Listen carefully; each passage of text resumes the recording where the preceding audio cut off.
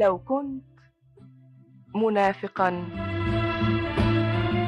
لو كنت منافقا كتبها وحيد حامد، أخرجها مصطفى أبو حطب.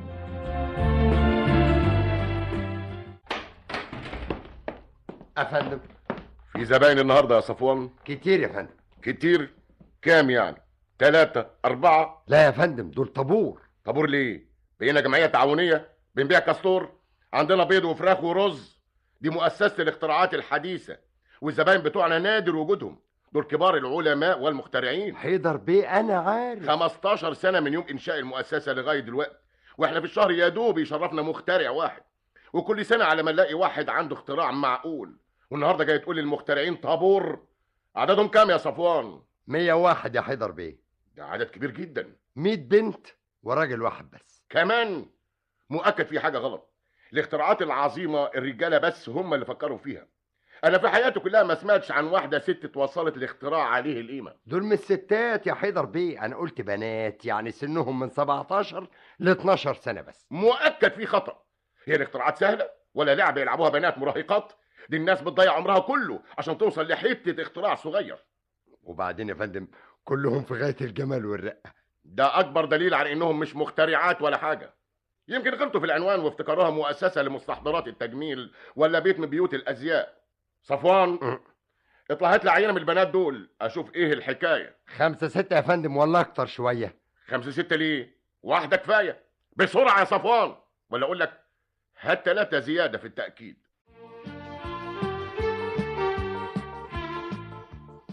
سبحان الخالق فيما خلق. كل البنات زي العينة دي يا صفوان؟ وأجمل يا حيدر بيه. مؤكد العلم بيشهد عصر جديد.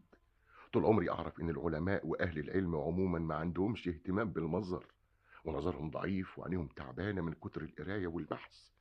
لكن أنا شايف عيون ساحرة وقوام ممشوق. يا ترى الاختراعات بتاعتهم هيكون شكلها إيه؟ اتفضلوا يا آنسات يا محترمات. أتشرف بالأسماء. أنا اسمي هابي. أنا ماجي. إيش؟ صلاة النبي. ربنا يجعل تقدم العلم على ايديكم.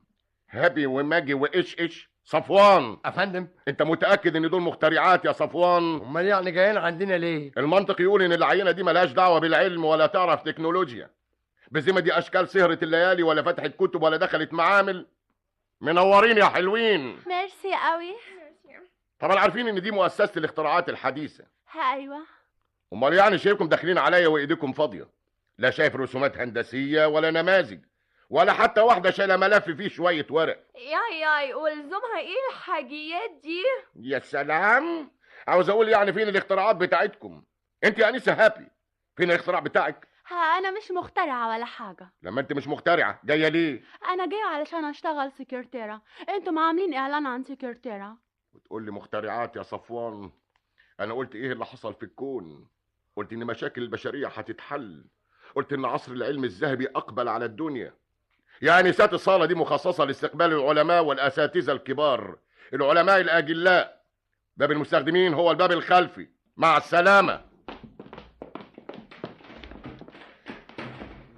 دنيا حظوظ. انا ما اشتغلتش في المستخدمين ليه ويبقى شغلي مع العينات الحلوه دي؟ البنات كلهم راحوا على المستخدمين. رقم 101 الاستاذ ده. اتفضل يا استاذ. السلام عليكم ورحمة الله وبركاته. اهلا اهلا اهلا وعليكم السلام. أقدم لحضرتك نفسي أبو الفتوح حمزة، مخترع. حضرتك مخترع؟ بكل تواضع. وأحب أعرفك إني توصلت الاختراع بتاعي بعد 40 سنة من البحث المستفيض.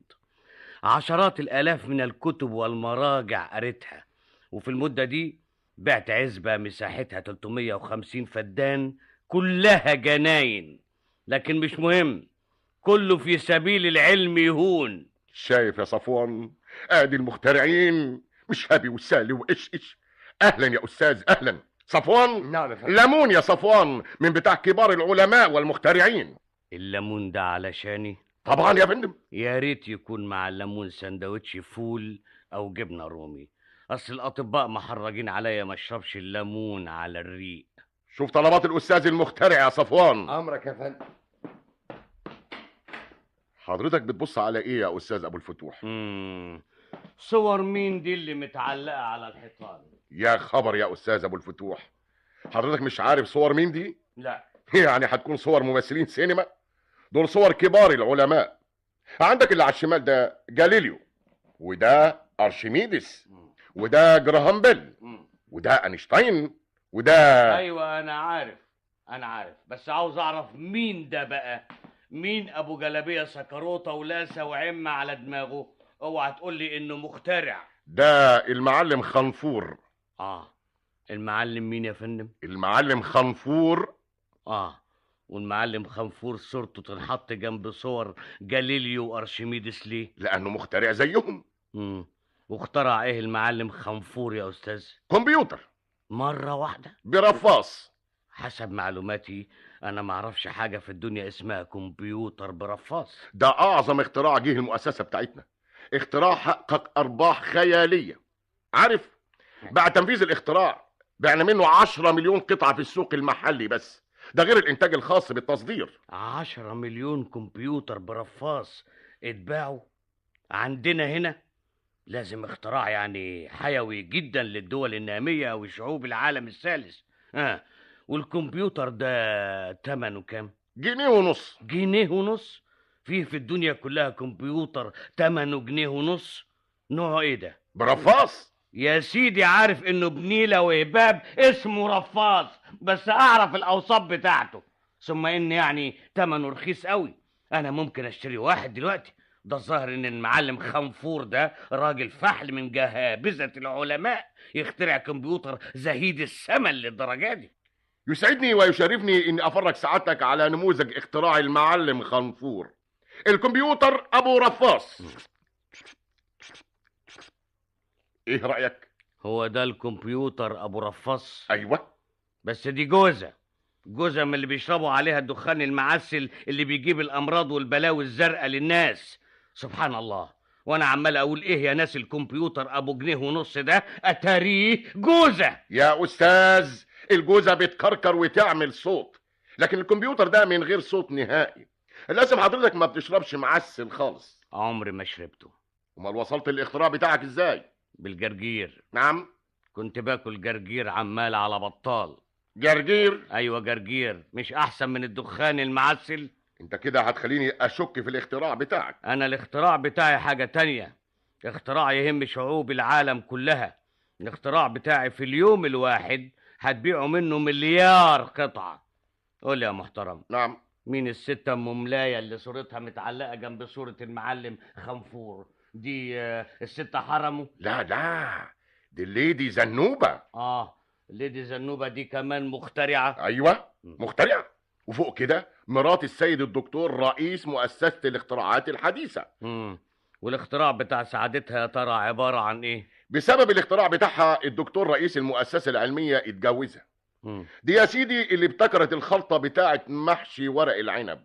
الله اكبر. وتحبيشة المسقعة وصينية البطاطس باليخني. ما شاء الله ما شاء الله. على كده بقى انا هتكون ليا معاملة خاصة في مؤسسة الاختراعات الحديثة بتاعتكم. الله يكون اختراعك عليه القيمة، وصورتك تنحط جنب السادة الافزاز دول. صورة ايه؟ انا عاوز تمثال برونز. ونعمل لك تمثال ويتحط جنب ابو الهول. من الواضح ان حضرتك واثق في نفسك قوي. الا واثق؟ دول 40 سنة كفاية بحث ودراسة، شقى ليل ونهار، وبعت عزبة كلها جناين فاكهة، وبقيت مديون ب17 جنيه و38 قرش، انجرارة من البقال عيش وجبنة وزيتون. يا أستاذ يا محترم، أنا الاختراع بتاعي هيهز العالم هز، زلزال، بركان. على بركة الله. بيانات سيادتك؟ بيانات إيه؟ يعني أعرف مؤهلاتك العلمية ونوع الاختراع بتاعك عشان أبعتك للجهة المختصة في المؤسسة. دي حدود مهمتي. مفهوم. سيادتك أكاديمي؟ طبعا. جامعة إيه يا فندم؟ العباسية. قصد حضرتك جامعة عين شمس؟ لا، جامعة العباسية حاجة وجامعة عين شمس حاجة تانية. جامعة عين شمس بعد النفق الأولاني، لكن جامعة العباسية في نهاية الكوبر العلوي اللي عملوه جديد.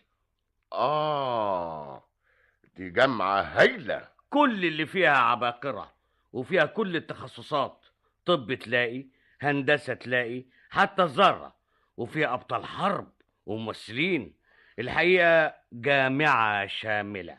صفوان، الليمون والسندوتش. مفيش داعي. الأستاذ من جامعة العباسية.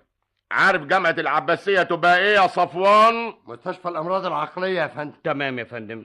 ويكون في علم حضرتك إني فخور جدا بانتمائي للجامعة المذكورة. وسيادتك اتخرجت منها إمتى؟ امبارح بس، بعد الاختراع بتاعي ما جهز وبقى تمام التمام وجربته واطمنت عليه، أنا بقى خرجت نفسي، هربت بالاختراع بتاعي وجيت على هنا. يا سلام. أيوة. النهارده ماله مبتدي جميل بالشكل ده؟ ايه بقى الاختراع بتاع حضرتك؟ ده السؤال المهم. اتفضل. ايه ده؟ ده الاختراع بتاعي. اختراع ايه يا محترم؟ دي عدم المؤاخذة جزرة او راس فجلة. تمام، بس هي لا جزرة ولا فجلة، ده نبات جديد خالص، لسه ما اخترتش الاسم بتاعه. اتفضل دوق. فايدته ايه النبات ده؟ علشان تعرف الفايدة بتاعته يبقى تسمي وتاكل. لا لا لا، ما اقدرش اكل حاجة قبل ما تكون مغسولة، وقبل ما تكون مغسولة اعرف هي ايه. ده نبات جديد فيه كل عناصر الغذاء الكاملة، فيه خلاصة اللحم والسمك، خلاصة الخضار والفاكهة والبقول، حلويات ونشويات، فيتامينات وبروتينات، ونسبة من الكحول عشان الجماعة المنحرفين بتوع الكوباية اللي هم الجماعة السكرية. خلاص يا فندم، مشاكل البشرية اتحلت، انتهى زمن الجوع. يا جياع العالم أبشروا، أطفال أفريقيا هيقدروا يقفوا على رجليهم، الأسعار هتنزل، كيلو اللحمة هيبقى بقرش ساغ، الجزارين هيقلبوا حلاقين، الاختراع بتاعي هيخلق عالم جديد من غير مشاكل، عالم الكل فيه شبعان. اتفضل يا فندم، افتح الصورة دي. فيها ايه السرة دي؟ فيها التقاوي. التقاوي؟ تزرع فدان. صفوان، جاهز يا فندم. شوف شغلك يا صفوان. تخرج بالذوق ولا ايه؟ لا لا لا لا لا، لاحظ انك بتكلم عالم محترم. طب الله الله الله الله. يا ابني مش كده، انا راجل كبير مش حمل بهدله. طب هات الشنطه، هات الشنطه، ناولني التقاوي. اعمل معروف يا ابني، حاسب على ضلوعي.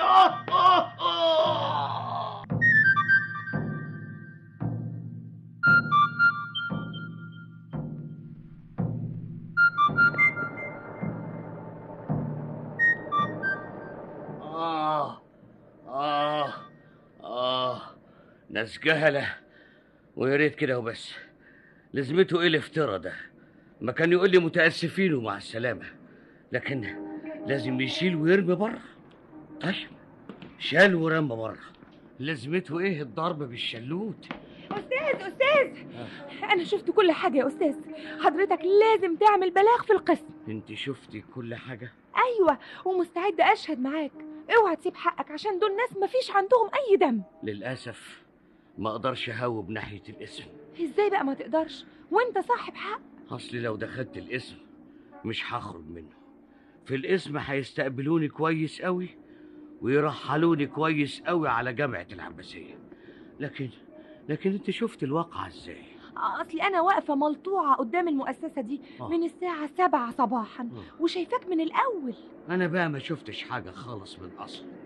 الظاهر إن الشلوت بتاعه المفتري اللي اسمه صفوان ده أثر على أعصاب المخ، والرؤية انعدمت من عندي. لكن هم هيروحوا مني فين؟ أنا قاعد على قلبهم. هو حضرتك جاي تدور على شغل؟ لا يا بنتي، ده أنا اللي جاي أشغلهم.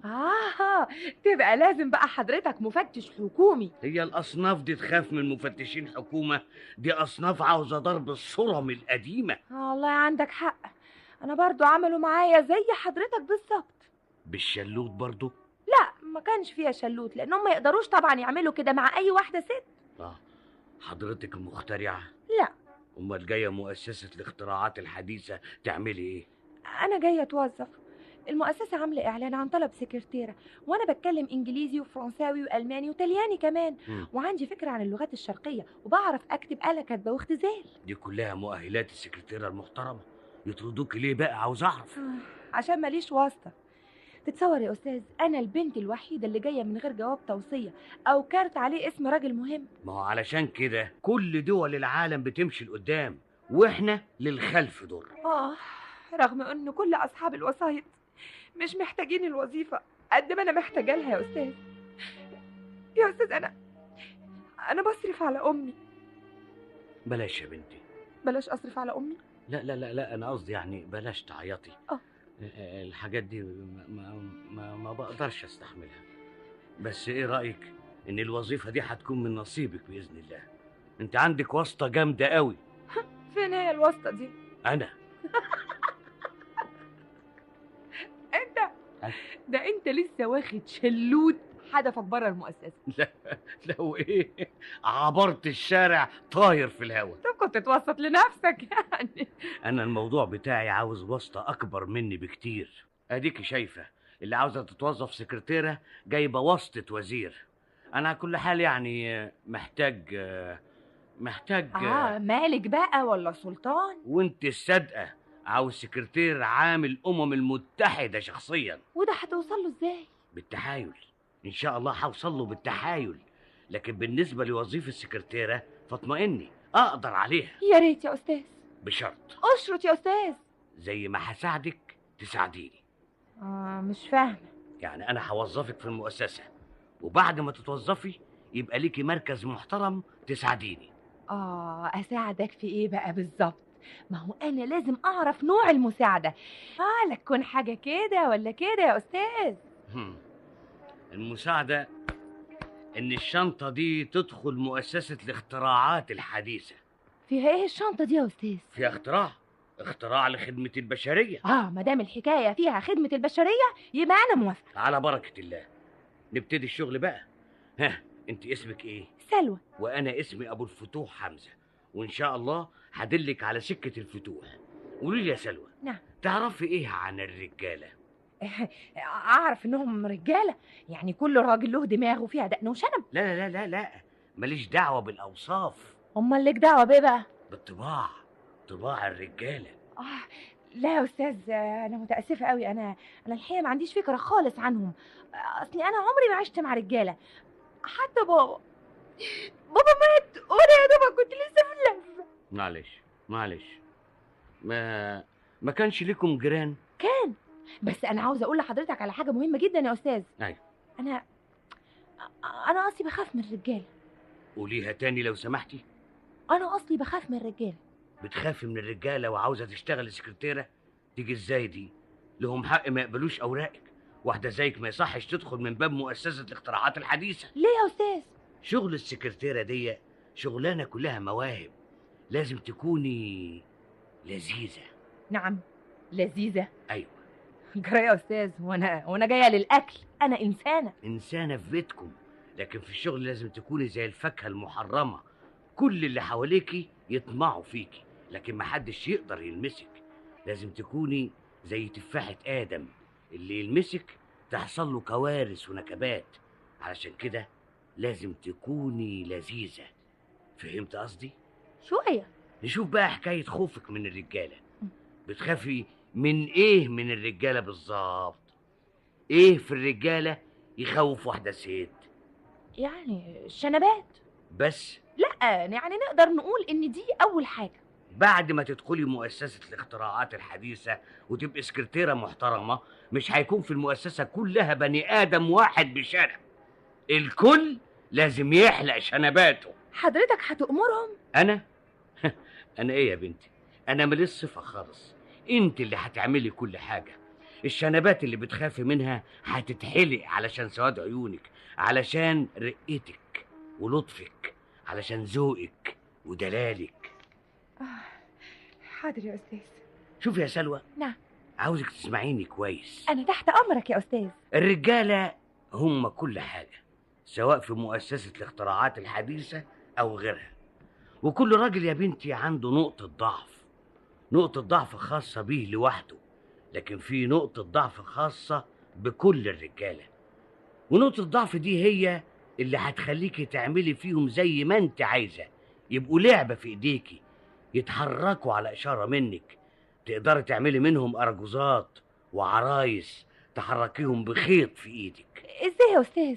عندي وصفة هايلة، عندي اختراع هايل. ما هو شوف يا سلوى، علشان اقدر ادخل بالاختراع بتاعي للمؤسسة دي فلازم اعمل اختراع يكسر الروتين، يفتح في وش الابواب المسدودة، يخلي الودان الطرشة تسمع. وانتي الاختراع الهايف بتاعي يا انسة. انا اختراع هايف يا استاذ؟ اختراع هايف بس مهم. من غيرك انتي اي اختراع عظيم ملوش لازمة. سلوى، احنا في حاجة للغش والخداع، للكذب والنفاق. وحضرتك بقى عاوزني اكون كدابة وغشاشة؟ لا ابدا، اوعي تصدقي ان العيب في المنافق ولا في الغشاش. العيب يا بنتي في الناس اللي تحب تسمع كلام عن نفسها احلى من العسل وهم عارفين انهم امر من العلقم.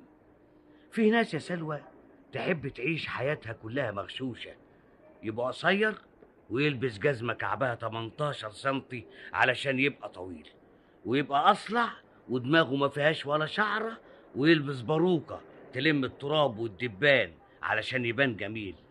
سلوى، نقطة الضعف عند الرجالة كلهم الجمال. مش فاهمة يا استاذ. الجمال نعمة ربنا الكبرى، نعمة ملهاش حدود. الوحش نفسه يبقى جميل، والجميل عاوز يبقى أجمل. علشان كده الاختراع بتاعي عبارة عن كلمة واحدة مفيش غيرها، تقوليها لكل واحد يقابلك سواء كان وحش أو جميل. وايه هي الكلمة دي يا استاذ؟ انت جميل، انت لطيف. مش معقول. ايه اللي خلاها مش معقول؟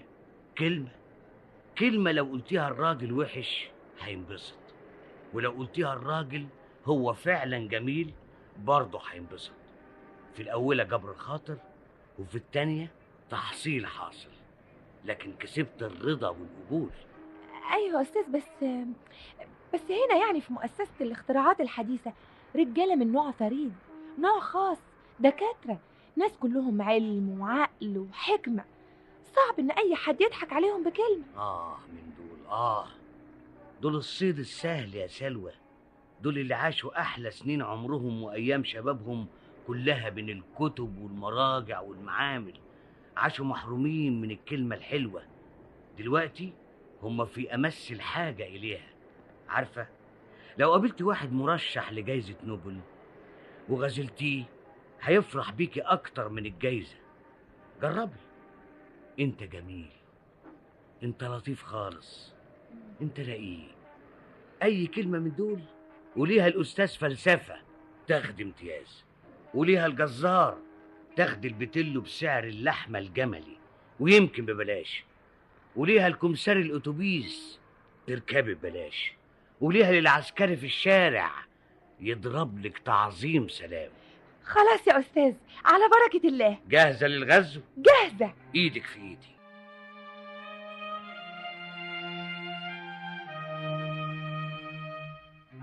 نعم، جاي هنا تعمل ايه؟ انا مع الآنسة. والآنسة جاية تعمل ايه؟ اسألها، هي صاحبة الشقة.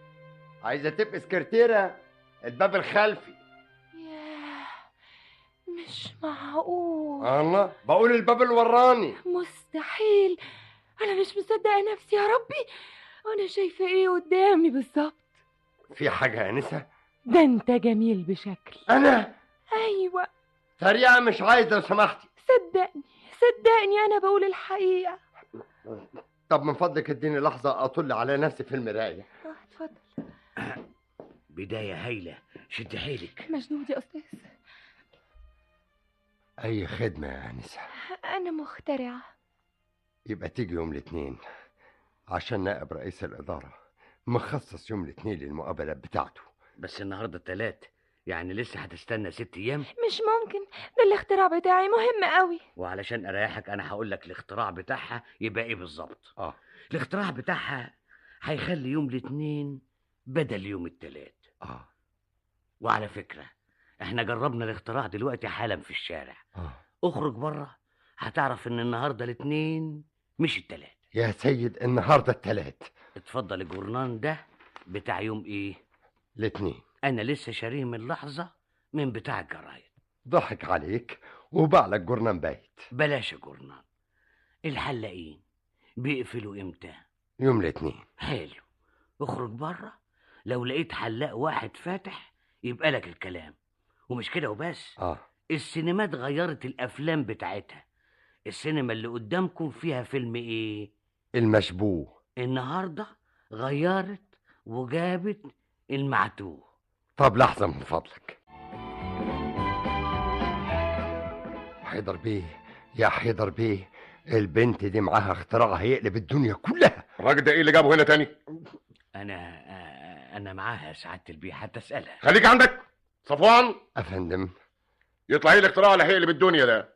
تتصور يا فندم، عندها اختراع يخلي يوم الاثنين بدل الثلاث، ويوم الثلاث بدل الاربع، وهكذا وهكذا وهكذا وهكذا. الحد بدل السبت والسبت بدل الجمعة. اختراع ايه ده؟ ده اختراع يقلب الكون كله، يلخبط الايام والشهور ويبرجل الدنيا. اطردهم بره. يلا الحقي نفسك. مش معقول كده يا أستاذ، الاختراع بتاعي له فوايد كتير. قصدك اضرار كتير. ياي صوتك لحظة واحدة، من فضلك اتكلم تاني. اتكلم تاني؟ اتكلم اقول ايه؟ أي حاجة، قول أي حاجة. اتفضلوا اطلعوا بره. الله، الصوت ده صوت راجل عظيم. ملامحك كلها ملامح العظماء. نعم. مناخيرك طبق الأصل، مناخير أحمس. نعم. شفايف تحتمس. الله. شعرك شعر حتشبسوت. لحظة واحدة من فضلك. معاك مراية يا صفوان؟ ممكن يكون الاختراع بتاعك فوايد، بس ايه مش عارف. انا اقول لسعادتك ممكن تخلي ايام السنة كلها ايام جمعة وعطلات رسمية، وما نجيش الشغل. وممكن تخلي ايام السنة كلها اول الشهر، ونقبض كل يوم. لا، تقبض كل يوم فيه تعب عليك، اصلك هتضطر تيجي الشغل علشان تقبض. خليها كل اسبوع. كل اول اسبوع يبقى اول كل شهر، ويدوب عليك 4 مشاوير في الشهر. والاختراع طبعا له مزايا تانية. ممكن كل المناسبات السعيدة اللي عندنا، أعياد الميلاد وأعياد الجواز. لا لا لا لا لا، أعياد الجواز دي مفيش داعي الواحد يرجعها أبدا. شوف يا أنسة، أنا موافق على عيد العمال وعيد الفلاح وعيد الشرطة، لكن عيد الجواز ده حاجة بعيدة عنك. تقولي الكلام ده قدام المدام بتاعت حضرتك؟ عليا النعمة تاخد على دماغك باب وردة. بتقول ايه يا محترم؟ لا ولا حاجة يا فندم، أنا بهلوس. أنسة، بكرة تعالي عشان تسيبي اسمك وعنوانك، وبعدين نبقى نتصل بيك. بكرة؟ أيوة، ما احنا بكرة. صفوان. أفندم، مش عاوز أشوف الراجل ده قدامي. أنا كلامي مع الأنسة الرقيقة الظريفة دي. ما هو شوف يا فندم، إذا كنت مش عاوز تشوفني قدامك فبرضه مش هتقدر تشوفها قدامك، علشان إحنا الاتنين سوا سوا. هي تستنى أنا معاها، هي تخرج أنا معاها، أنا أخرج برضه تخرج معايا. أنا شايفة إن أستاذ رقيق زي حضرتك لا يمكن أبدا يجرح مشاعر راجل طيب ويطرده برا. فعلا أنا بهزر معاه يا أنسة. هو في حد يقدر يطرد حد الأيام دي؟ ثم ده راجل طيب. الله يحفظك يا فندم. وإحنا في خدمتك يا أنسة. المؤسسة هنا في خدمة أصحاب الاختراعات المفيدة، وأنت اختراعك مفيد. صفوان. أفندم. مستني ايه يا صفوان؟ شوف الأنسة المخترعة تحب تشرب ايه، وشوف الأستاذ يحب يشرب ايه. أنا عاوز سحلب. وأنا كركديه.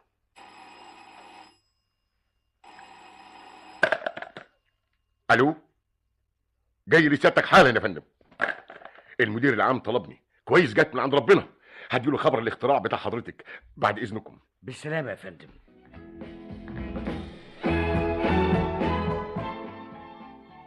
أستاذ أبو الفتوح، أنا مش مصدقة نفسي يا أستاذ.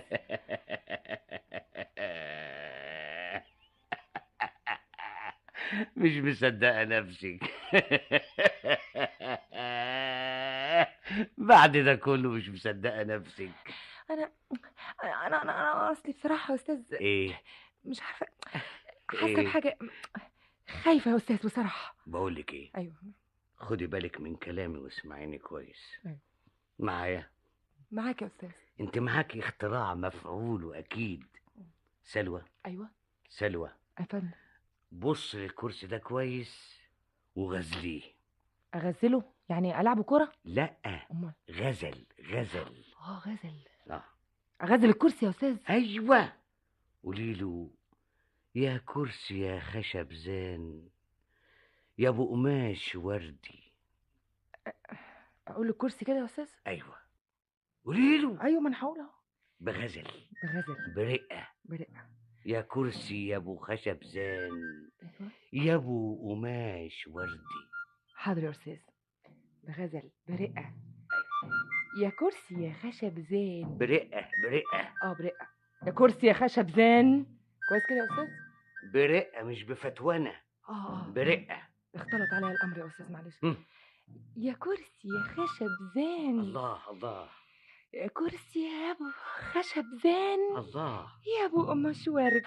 ايوه. إيه ده؟ أنا ايه؟ أنا يا أستاذ، حضرتك شايف اللي أنا شايفاه؟ ايه في ايه؟ أنا مش قادرة أصدق نفسي.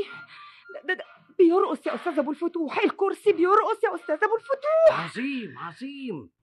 بص بقى لصور السادة العظماء والعلماء، وقولي لأينشتاين: يا جمالك يا إنش، إنش. يا رقيتك يا إنش. وقولي لإديسون: يا حلاوتك يا إيدي. إيدي. يلا حاضر. يلا. يا جمالك يا رقتك يا إنش. الله. ثانك يو ماي فير ليدي. أيوة المدير العام طالب يقابلك حالا. شفتي جالي كلامي؟ آنسة، وصلتني معلومات مؤكدة إن عندك اختراع مبتكر. الله، آنسة، كلامي موجه ليكي، أنا بكلمك. الله، إيه ده؟ أنت بتبصي لي كده ليه؟ أنت تلميذة من تلامذتي في الجامعة، تعرفيني؟ شفنا بعض قبل كده؟ أبدا. أبدا؟ يعني إيه أبدا؟ يا فندم، أنا مش مصدقة نفسي. كنت فاكرة إن أنا هقابل شخص تاني. كنت فاكرة إني هقابل راجل مكعبر له كرش. لكن إيه؟ يا فندم سيادتك شكل تاني خالص. سيادتك وسيم جدا. كلام إيه الفارغ ده يا أنسة؟ أنا لو كنت كده فعلا زي ما بتقولي وسيم، كان حد قبل منك قال لي. أنا يوميا بقابل ما لا يقل عن 20 و30 شخص.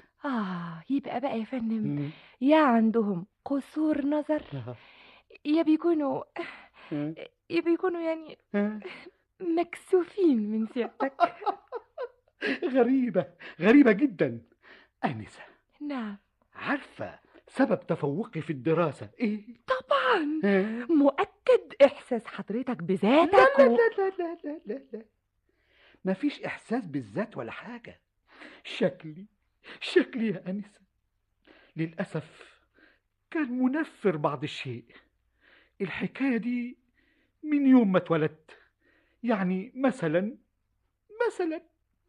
كل أطفال العالم كلهم على اختلاف جنسياتهم لازم أهاليهم يدلعوهم بجمل وكلمات ظريفة لطيفة زي يا حلاوتك، يا جمالك. لكن للأسف أنا عمري ما سمعت الكلمة دي، وكنت متأكد إني مش هسمعها أبدا. مش هسمعها من المهد إلى اللحد. علشان كده اتعقدت من كل الناس، واتجهت بكل الطاقات اللي عندي للعلم. أيوة، للعلم. فهمتي؟ أنا مش فاهمة حاجة خالص. انت أول واحدة تقولي لي إنك وسيم. عارفة، لو كنت بحلم كنت صدقت، خصوصا إني عايش في الأحلام. أغلب وقتي أحب أنام أنام عشان أحلم، ويمكن كتر النوم هو اللي خلاني بدين شوية زي ما انت شايفة. شايفة. يبقى خلاص يا أستاذ، بلاش تنام يا دكتور. اسهر، امشي، خلي الناس تشوفك. بعضهم بينزعج، أنا متفرغ للعلم والنوم. بس النوم الكتير مش ظريف قوي علشان سيادتك. بس مهم جدا. عارفة أهم الاختراعات بتاعتي توصلت ليها وأنا نايم، كله في الأحلام. يعني اختراع المدهش، الكتاب اللي بيقرأ نفسه، والولاعة اللي تولع من غير ما تلمسيها، والقلم اللي بيجمع ويطرح ويضرب. كل الاختراعات دي جات لي في الأحلام. أنا حياتي نوم واختراعات. قولي لي بقى، تحت أمرك. كلمة وسيم اللي انت اتهمتيني بيها دي، أقدر أعتبرها نفاق علشان تكسبي ودي مثلا؟ إطلاقا. تبقى سخرية. إطلاقا. أمال إيه؟ رأيي الشخصي اللي أنا مقتنعة بيه يا فندم. بعد السنين دي كلها آنسة، أنا لو كنت سمعت الكلمة دي منك في شبابي كان مستقبلي اتغير بالكامل. بس تسمح لي أقول لحضرتك إنك مقصر في حق نفسك. إزاي؟ من فضلك قولي لي إزاي. أرجوك اعذرني إذا اتكلمت بصراحة شوية. لا، لازم تتكلمي بصراحة. حاضر يا فندم. أيوة. يعني سيادتك مثلا مش مهتم بالهدوم شوية. البدل بتاعتك يعني محتاجة لمسة عصرية في اللبس، مش أكتر. لمسة عصرية؟ أيوة. قولي لي لمسات عصرية يا أنسة. أنسة. نعم. قولي لي الاختراع بتاعك إيه؟ أنا مش مخترعة. إزاي وليه؟ اللي زيك لازم تكون مخترعة. يا فندم أنا جاية المؤسسة علشان أشتغل سكرتيرة في إعلان في الجرايد بتاعت امبارح. عارف. إيه؟ سيادة المدير العام. عاوز إيه يا حيدر؟ مش شايفني مشغول مع الأنسة؟ الاختراع بتاعها مدهش، عاوز فهم عميق. يا فندم أنا حبيت بس أنبه سيادتك لاجتماع مجلس الإدارة. أنا ذاكرتي قوية يا حيدر. أمري سعادتك يا دكتور. سكرتيرة؟ ده أنت سكرتيرة؟ أيوة يا فندم. بتعرفي تكتبي آلة كاتبة؟ لا، لكن بعرف أعزف على البيانو. أحسن. أنا ما بحبش أي حاجة مكتوبة على الآلة الكاتبة. الكتابة بخط اليد لذيذة. طبعا أنت ممتازة في الإملاء وخط الجميل. للأسف يا فندم خطي يعني مش قد كده، وبغلط كتير في الإملاء علشان بكتب على مهلي قوي. هايل مدهش. حاكم السكرتيرة بتاعتي الموجودة حاليا بتكتب بسرعة جدا، وانت عارفة السرعة سبب من أسباب الأخطاء الجسيمة.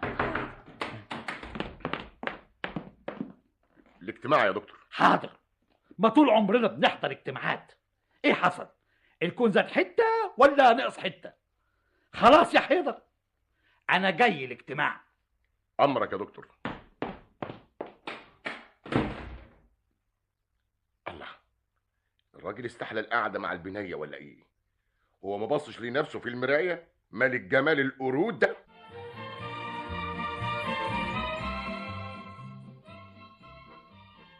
ايه يا سلوى؟ ايه ايه في ايه؟ ايه الاخبار؟ الأخبار مش عارفة، غالبا هتكون الوظيفة من نصيبي. الله، ومالك كده حزينة؟ ده المفروض يعني انك تفرحي.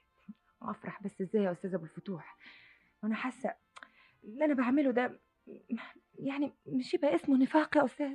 لا لا لا لا لا لا لا لا، بلاش الاسماء دي. اللي انت بتعمليه ده يا سلوى دي حاجة ملهاش اسم. اسمعي، نعم. انت قدامك دلوقتي اصعب مهمة. ما افتكر بعد المدير العام نفسه ما أصبح شخص مستأنس جدا ما بقتش في اي حاجه صعبه. لا لا، المهمة صعبة جدا. شوفي، خدي بالك معايا. ايوه. أنا سمعت إن فيه اجتماع مجلس إدارة ميعاده بعد دقايق معدودة. ايوه دي عارفاها. عارفاها؟ عارفاها. وعارفة أعضاء مجلس الإدارة كام عضو؟ 12. 12. والرئيس عليهم يبقوا كام؟ ما هي معروفه يا استاذ وادي، عايزه حسبه. إيه؟ انت بتمتحني من اول وجديد ولا ايه؟ ما هي معروف 12 وواحد يبقوا 13. طب وانت عايزني بقى مجلس الاداره ال 13 نفر دول كل عضو فيهم اكرر معاه نفس الحكايه، اقعد اقول له انت جميل، انت وسيم، ده انت صوتك حلو حلاوه، ده انت جميل. اسمعيني يا سلمى، اسمعيني. عاوزك تكوني أهم شخصية في المؤسسة، واخدة بالك؟ ازاي؟ عارفة الطرقة اللي بتوصل على صالة الاجتماعات الكبرى؟ لا. طيب، اطلبي من صفوان يدلك عليها. كل عضو من السادة أعضاء مجلس الإدارة تسلمي عليه مع ابتسامة. كويس. واخدة بالك؟ ايوه. تسلمي عليه مع ابتسامه. مع ابتسامة. ايوه. مع كلمة حلوة.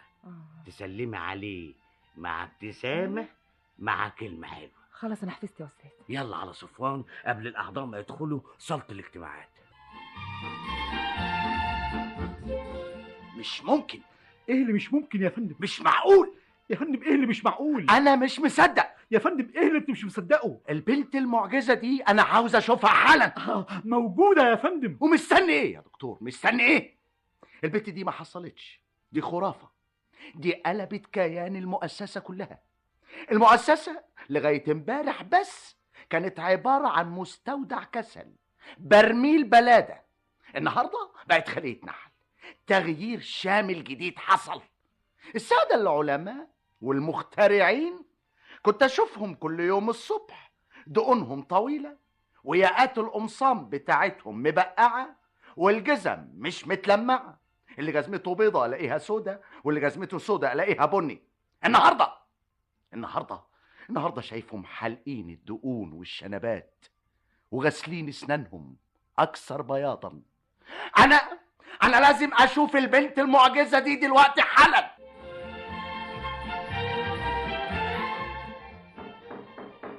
ادخل.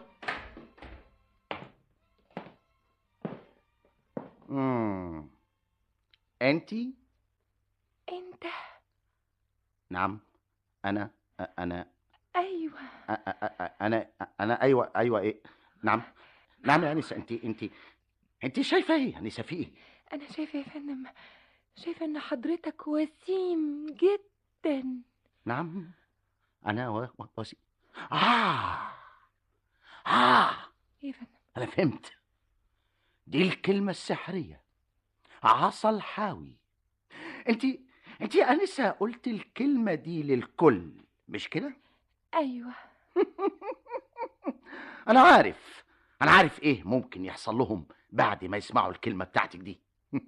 يفرحوا بفرحه الاطفال باللعبه الجديده. كل واحد فيهم يا انسه ينسى نفسه، عقله يتوقف عن العمل، قلبه يشتغل. دقات القلب على راي الغنيوه، كل دقه في قلبي.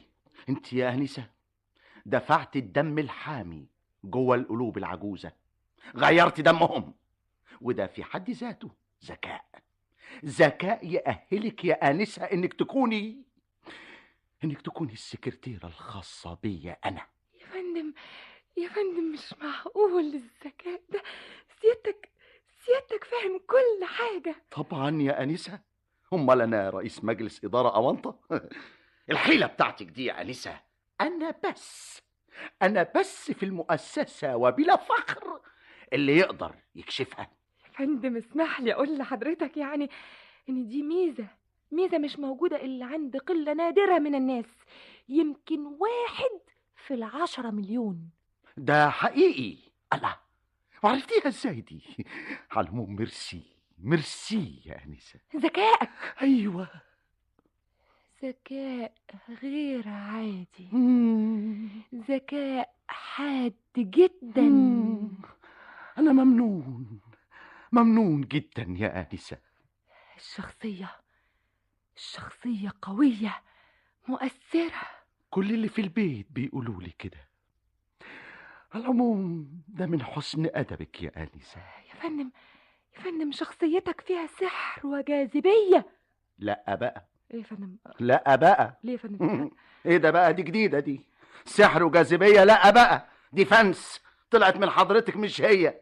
أنا سحر وجاذبية؟ لا، ده في ناس كتير قوي بتقول عني إن أنا ظل تقيل.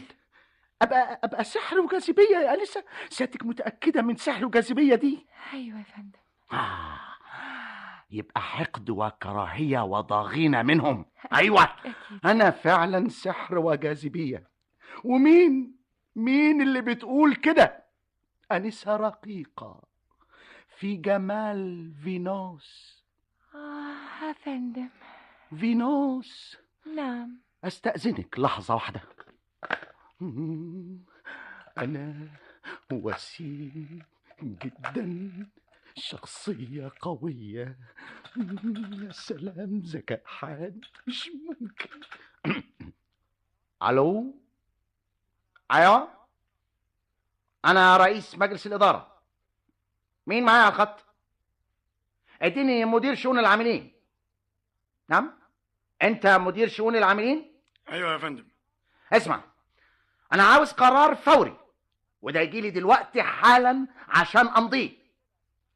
تنقل السكرتيرة بتاعتي لأي حتة في المؤسسة. اي حته فين يا فندم؟ أي حتة تبقى أي حتة. أنا لما أقول أي حتة محدش يناقشني. ودوها المخازن، الأرشيف، الحسابات، وودوها بيتهم حتى. حاضر يا فندم، تحت امرك. الشق الثاني من القرار الفوري، وده مهم جدا يا أفندي، خلي بالك، اكتب واسمع. القرار ده يجي لي بالبنط العريض. الشق الثاني بالبنط العريض. تعين الآنسة الجديدة اللي اسمها سوسو، قصدي اللي اسمها سلوى، تعين سكرتيرة لسعادتي أنا. انتهى. أنا في انتظار القرار عشان أمضيه. ادخل. صباح الخير يا فندم. انت دخلت هنا ازاي؟ يا فندم انا نفسي مش عارف، النهارده بالذات لقيت كل الابواب مفتوحه قدامي. المؤسسه مالها النهارده كده بقت سداح مداح. انا بكرر السؤال، دخلت هنا ازاي؟ ابدا يا فندم، كل ما اقول لحد انا عاوز الانسه سلوى يقول لي اتفضل ويفتح لي الباب. فاكر سيادتك افتح يا سمسم بتاعه مغاره علي بابا؟ ايوه فاكرها طبعا. انا اقول لانسه سلوى ابواب المؤسسه تفتح. طبعا لازم الابواب تتفتح. سلوى اسم له فاعليه، يفتح ابواب وشبابيك ويفتح طرق وخطوط جويه. الله اكبر، الله اكبر. لكن انت تبقى ايه للانسه سلوى؟ انا يا فندم ابقى قريبها. قريبها من الدرجه ايه؟ من الدرجه البعيده. التالتة مثلا؟ انا لو قريبها من الدرجه الثالثه اورث، لكن انا بقى قريبها من الدرجه الثالثه عشر. فهمت. انت بتتمسح فيها، بتتمسح في الانسه الرقيقه. نورت المؤسسه. اسم حضرتك ايه يا فندي؟ انا اسمي ابو الفتوح. شوف يا ابو الفتوح، انت افندم سعاده البيه، كل ابواب المؤسسه دي ايوه اتفتحت قدامك. ايوه، لغايه الباب بتاعي انا اتقفل في وشك بترابيس. يا ساتر يا ساتر يا رب، يا ساتر يا رب. ليه يا فندم؟ عشان من واجبي احمل بنتي من اي سوء، وانت سوء. في ناس كتير كده زيك كل هدفهم في الحياه مطاردة اصحاب الشأن. هي الانسه سلوى بقت صاحبه شأن. شأن عظيم. يا فندم، خد الاستاذ ده لغايه الباب وتحدفه، بس من غير اصابات.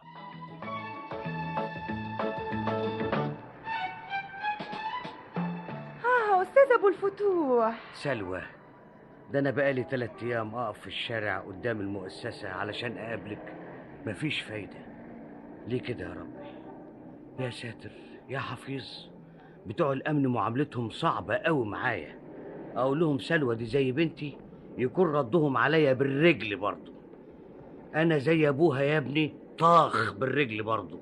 وكلهم لابسين جزم، مفيش حد منهم بشبشب، كلهم بجزم. ايه يا سلوى، انت ساكته ليه؟ صحي لي بقى وخدي بالك، عاوزك بقى تساعديني في الاختراع بتاعي. الاختراع. انا في الحقيقه كلمت رئيس مجلس الاداره بخصوص الاختراع بتاعك. يعني اديته فكره كافيه عنه. وانت عندك فكره عنه منين؟ من الكلام اللي انا سمعته منك. لا، سمعت مني قشور. ما تفرقش. رئيس مجلس الاداره وعد انه يشوفك علشان خاطري. ايوه. ولا اقول لك. ايوه. احسن حاجه يا استاذ ابو الفتوح، هات الاختراع وانت استريح. لا يا بنتي، انا افضل التعب. اتفضلي يا انسه. تحب اوصلك في حته يا استاذ فتوح؟ لا، وعلى ايه؟ انا دايما احب امشي على رجليا. على كيفك. باي. مع السلامه سلوى. ايوه نعم. على فكره انت جميله جدا. ميرسي يا استاذ فتوح، كتير قالوا لي الكلام ده. باي باي باي باي.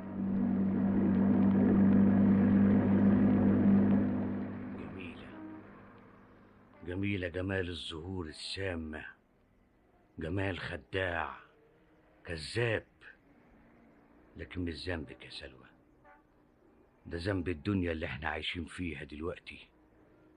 دنيا الكذب فيها بقى وسيلة مش بطالة، والنفاق بقى سكة مضمونة. النفاق اللي قعد الجاهل مكان العالم، واللي ما يعرفش مكان اللي يعرف.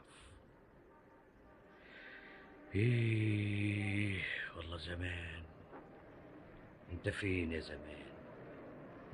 كان النفاق فيك سبة وعار. يا ترى هترجع تاني يا زمن الأحرار، ولا خلاص انكتب علينا نعيش في زمن العبيد اللي اخترعوا بوس الإيد؟ وهكذا انتهت أمنية عبد المنعم مدبولي لو كنت منافقا. اشترك بالتمثيل هالة فاخر، عبد الله فرغلي، فاروق نجيب، عبد الوهاب خليل، مصطفى هاشم، سمير التميمي، صلاح عفيفي، وعفاف مصطفى. لو كنت منافقا كتبها وحيد حامد، أخرجها مصطفى أبو حطب.